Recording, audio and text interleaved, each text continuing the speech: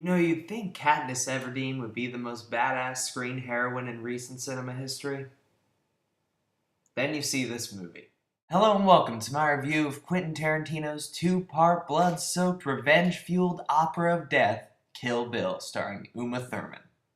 Kill Bill centers on a nameless woman who we find is out for a taste of bloodthirsty revenge after we find out that her wedding was massacred by a group of murderers that she used to work for, headlined by the unscrupulous and evil leader Bill.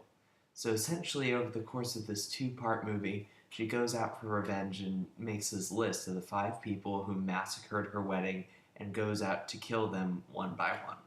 Now, guys, I'm just going to jump right into it here. I love Quentin Tarantino so much. Reservoir Dogs, Pulp Fiction, Glorious Bastards.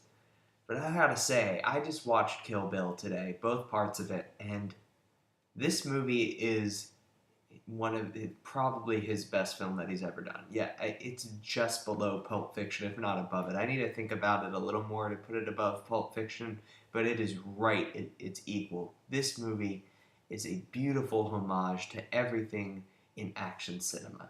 Now, I'm going to get into what makes each part of this movie great in a second, but first let's talk about what's great just in general about the movie. First of all, the story in it is just fantastic. This is as good of a revenge movie as you get, because not only is it just full-on violent, this movie doesn't pull any punches in terms of in just the over-the-topness of it. It's just so brutal, and that just adds to the intensity of it. But also because, especially in the second film, it's very deeply rooted in raw human emotion, and that makes the revenge all the more sweet when she gets it. Also, all the performances in both films are spectacular, especially our lead, Uma Thurman. Now, this woman, I've never been terribly impressed with her in anything, mainly just because I haven't seen her in anything huge, but in this movie, she was absolutely fantastic. As good of an action heroine as I've ever seen. She kicked ass in the action scenes. She has these great scenes of just pure raw emotion, where she's one of these actors where you can just see in her eyes just the pure rawness of what she's feeling, and it's heartbreaking in some scenes. It really, really is. Also, some other great performances by David Carradine as Bill, Quentin Tarantino regular Michael Madsen as Buck, I believe his name is, who's one of the 5 killers. Lucy Liu, just all of the 5 killers are great as well. The cast in this is superb, but Quentin Tarantino's never been a particularly bad director with actors. Also, the dialogue, especially in the second film, is absolutely brilliant, as Quentin Tarantino naturally does. This would be a movie that would just be a hell of a lot worse if not for Quentin Tarantino's just spectacular dialogue, but because of it, the characters feel so 3D, so fleshed out, and it's incredible to listen to these people talk. Also, the action scenes are so well shot, whether it be a giant battle with the Crazy 88 or a small battle inside a cabin. Quentin Tarantino just knows how to shoot these action scenes where you see everything that's going on, and it's bloody glory, gory glory. That's hard to say, but it's just wonderful to watch these action sequences that are so well filmed and so thrilling, more so than any action scenes I've seen in quite some time.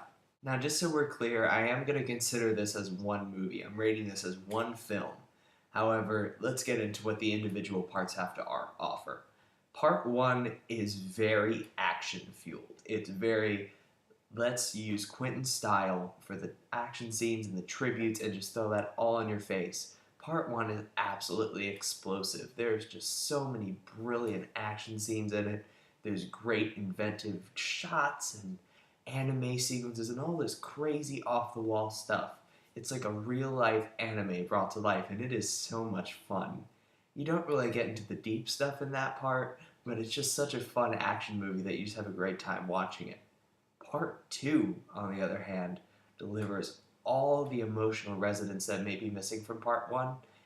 Part 2 just has such a deep emotional core at its center. There's some sucker punches in Part 2, and it gives them, like in Part 1, there's just a lot of action, and there's a lot of, let's go, screw the plot, blah, blah, blah, blah. In Part 2, Quentin Tarantino in his chapter-oriented style, just lets the movie breathe and the dialogue breathe and all that stuff, and that makes for a little less action. In fact, a significant amount less action than the first movie, but it also makes for a significantly better second half because you care more about the characters and you're more invested in what's going to happen. Yeah, I only have two real problems with this movie. The first is that it just gets a little far fetched. In the first movie, it's more organic because it's crazier and it just feels like, hey, I'm watching an anime, so it's not a big deal. In the second movie, they go for a more grounded feel, and it kind of, when ridiculous things happen that are a little more unrealistic, it takes away from that grounded feeling. Also, the ending, while they have a spectacular battle of wits, is just a little tiny bit anticlimactic as far as the action is concerned, but it's not a big deal. So overall, guys, Kill Bill starts as an explosive tribute to samurai movies and anime and ends in a deeply emotionally rooted climax that makes you feel the whole way. It's one of the most solid revenge movies I've ever seen, a fantastic two-parter, and a movie that you really should check out if you haven't seen. I'd be damned if, and kidding myself if I'd gave this movie any less than 4 stars out of 4.